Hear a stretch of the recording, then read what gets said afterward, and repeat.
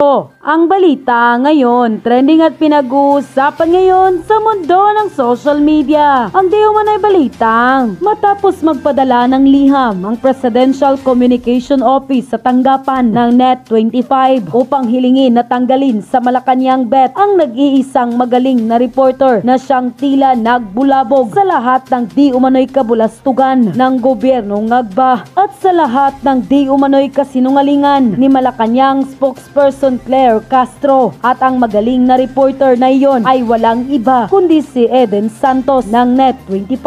Idinahilan umano ng PCO sa liham ang ani ay paglabag umano sa coverage protocol ni Eden Santos nang lapitan si Pangulong Marcos Jr. sa isang event sa Tarlac. Ayon sa ilan na itinalagang mamahayag sa palasyo, hindi mabigat na dahilan umano ang paglabag sa coverage protocol para alisin ang isang reporter maliban kung siya ay pinag-iinitan ng mga officials. At Senatorial-elect Rodante Marcoleta tila binasag na ang katahimikan at matapang na nagsalita na sa publiko at tila sinampal ng katotohanan. Di man pinangalanan, ngunit tila nasapol ng kahiyan at katotohanan ang di umano'y kasinungalingan ng Presidential Communication Office ni Marcos Jr. at ang spokesperson ng Malacanang na si Attorney Claire Castro. Gaano kaya katotoo ang balita na ito, mga kababayan? Ating alamin. Pero bago ang lahat, kung bago ka pa lamang sa aming channel, please huwag kalimutang mag-like, subscribe at i-click ang notification bell para mas maging updated ka pa lalo sa lahat pa ng bagong video na i-upload namin. At eto na nga, mga kababayan, matatanda ang ilang beses nang nag-trending sa mundo ng social media at napansin ng taong bayan ang tila palitan ng tanong at sagot ni na Eden Santos at PCO Officer Attorney Claire Castro sa mga press briefing ng palasyo, at tila ilang beses ding halos hindi makasagot at tila huli sa sariling bibig ang di umano'y mga kasinungalingan ni Claire Castro. Matapos ang nasabing pagpapatanggal kay Eden Santos ay agad na umalma umano ang Net25 sa hirit ng PCO. Samantala, ito daw ang umano'y naging video na pinagbasehan ng Malacanang upang sana'y tanggalin ang magaling na Net25 journalist na si Eden Santos. Ito ang video ng ma-ambush interview ni Eden Santos kay Marcos Jr. Pagmasdang mabuti, ito raw ba ang dahilan kaya't ipagpapatanggal na kaagad as palace reporter si Eden Santos? Ngunit pansin ng ilan sa ating mga kababayan na tila kitang-kita nga raw na ayaw nila kay Eden Santos dahil di umano sa kanyang mga katanungan na siyang hindi umano nasasagot nang wala sa hulog ng inyong spokesperson na si Attorney Claire Castro. Kaya't buwelta tuloy ng ilan sa ating mga kababayan ay tila ito na ang inyong nahanap na butas upang mawala ang tinik sa inyong mga lalamunan. Kaya't buwelta tanong pa ng taong bayan, bawal na ba ang ambush interview o ang biglaang pagtatanong? Kasi dapat ba memorize ang magiging sagot ni Marcos Jr.? Hindi nga ba't mababaw at nakakatawa dahil lamang sa video na iyon ay tatanggalin na kaagad ang nasabing reporter ng Net25 na si Eden Santos dahil tila pansin at alam na ng taong bayan na tila matagal nang pinag-iinitan ng Malacanang ang reporter na ito, lalong-lalo na di umano itong si Attorney Claire Castro. Kaya malaking tanong tuloy ng taong bayan, na violate ba talaga ang protocol o baka naman gusto nyo lang talagang matanggal ang tinik sa inyong mga lalamunan? Matapos ang balitang ito, hindi naman nakapagpigil at matapang na nagsalita na sa publiko ang magaling na senatorial-elect na si Rodante Marcoleta na siyang tila nagpamulat at sumampal ng katotohanan sa lahat ng gustong matanggal at malipat ang tinik sa lalamunan ng Malacanang ang magaling na reporter na si Eden Santos. Narito at sabay-sabay nating panoorin ang full video.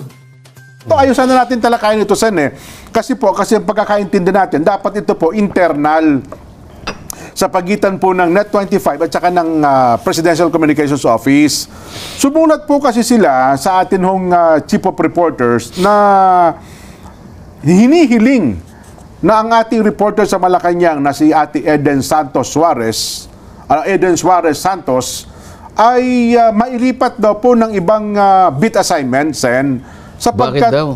Sapagkat si Eden daw po ay meron yatang di umano ay mga paglabag sa protocol sapagkat nais na yatang mag-ambush interview kay Pangulong Bongbong Marcos sa isang event. Kaya yun po ang ginamit nilang ground para sumulat daw po sa ating himpilan, Sen. Teka muna, yung protocol na yun ay dumaan sa public hearing. Wala Lahat pa.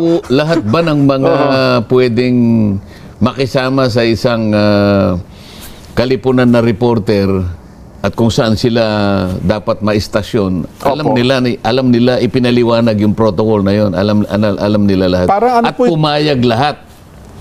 Actually, wala namang dito tanong. Dito'y parang mensahe na pinadadala sa lahat ng mga himpilan ng radyo, telebisyon at mga reporters na nagko-cover ng Malacanang, Sen. So, bakit naman, baka naman lumalabag na kayo sa press freedom pag ganyan. May ganun ba? Kung minsan kasi, may kinakailangang itanong talaga at hindi mo naman talaga mapipili yung oras. Lalo na yung pagkakataon, doon mo lang nakita halimbawa yung taong gusto mong tanungin.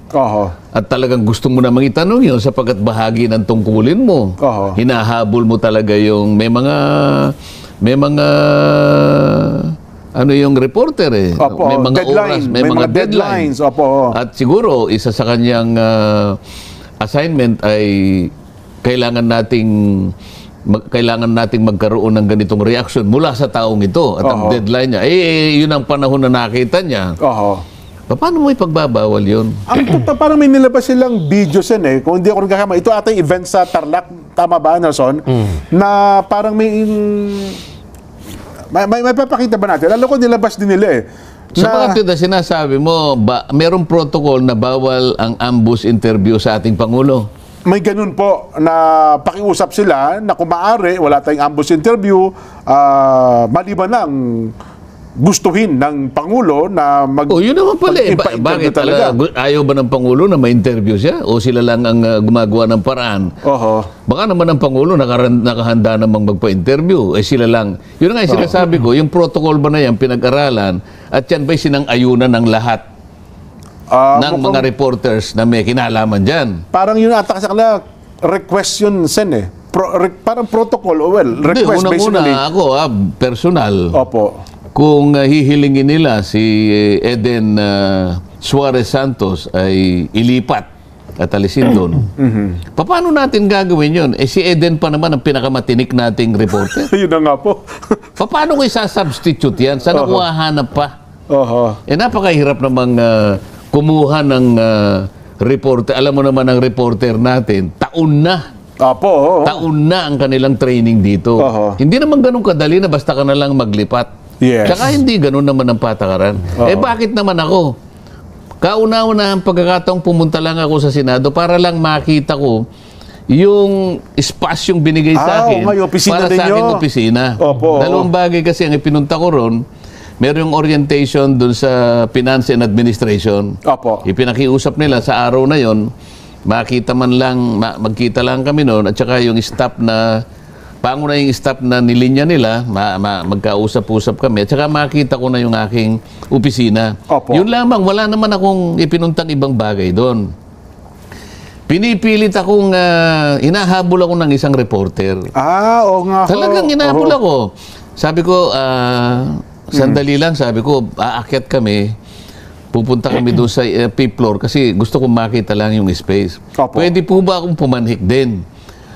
Maghintay ka na lang dito, sabi ko. Alam niya siguro na magkakahiwa-hiwalay na kami. Tinanong pa rin niya ako. So talagang mapilit. Ayoko talagang magpa-interview. Tsaka na lang sabi ko kasi pupunta lang, nagmamadali kami.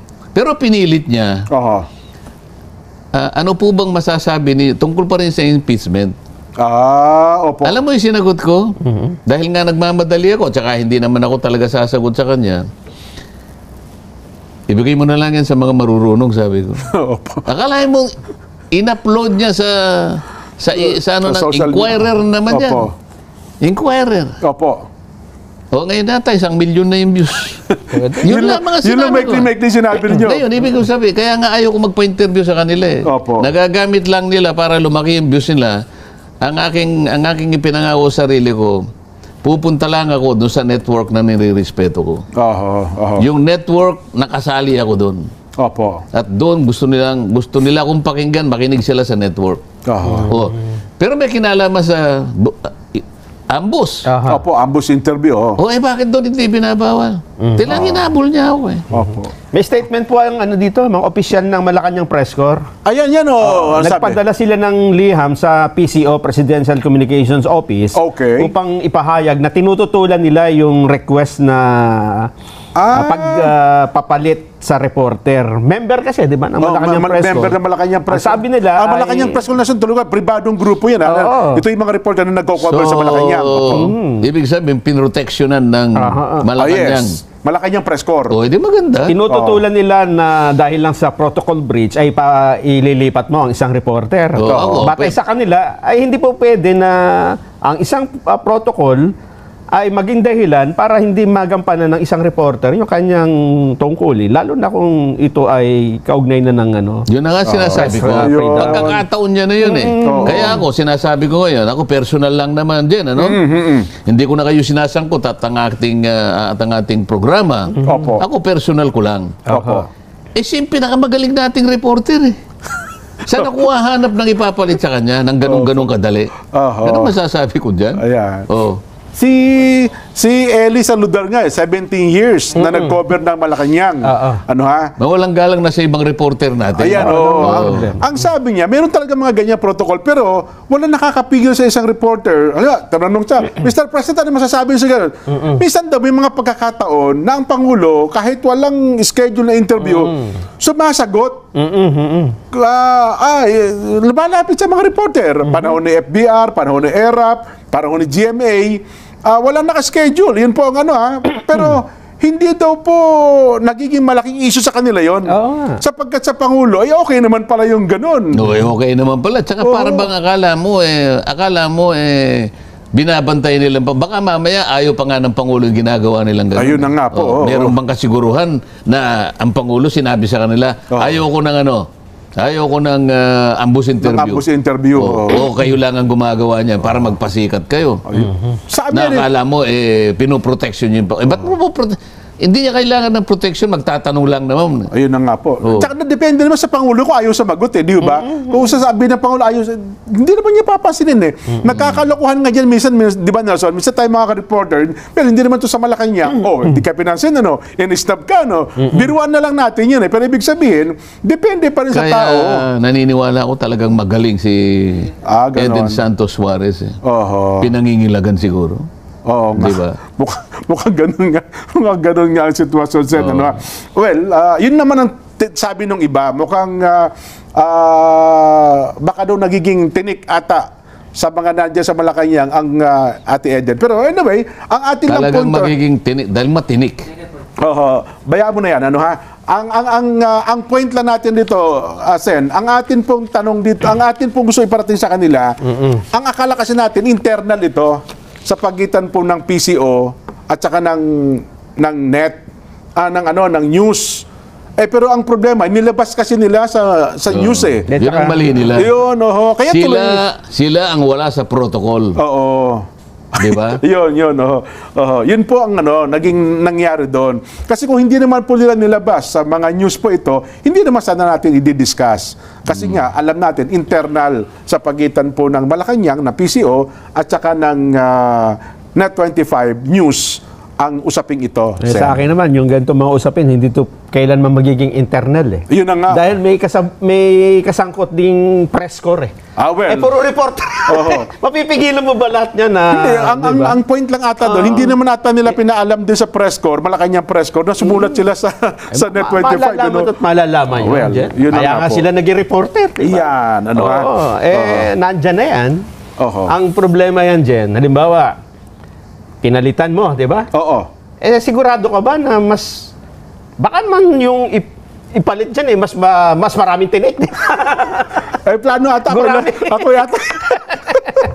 Saka parang wala sa hulog yung ganun Bakit? Ba't ka namimili, di ba? Ano bang problema? Yun na nga po. Di ba? Kapag pinadala natin ang isang reporter natin, andun ang tiwala natin. Bakit kayo ang magsasabi na palitan namin? Ayan. Di ba? Kami. Dapat yung nagpadala, yun ang merong discretion na palitan kung saan na siya gustong ilagay. Yeah. Hindi kayo ang magpapalit. Totoo. Kahit suggestion lang, parang hindi tama. Hindi pa rin tama. Tama po. At yun na nga mga kababayan, ano na ang masasabi mo? Kung mayroon kayong hinaing at komento patungkol sa balitang ito, please comment down below. Pag-uusapan natin yan sa comment section. At kung nagustuhan nyo ang video, ay huwag kalimutang mag-like at i-share na din para mas marami pang makaalam at umabot ito sa marami sa ating mga kababayan. Maraming salamat po!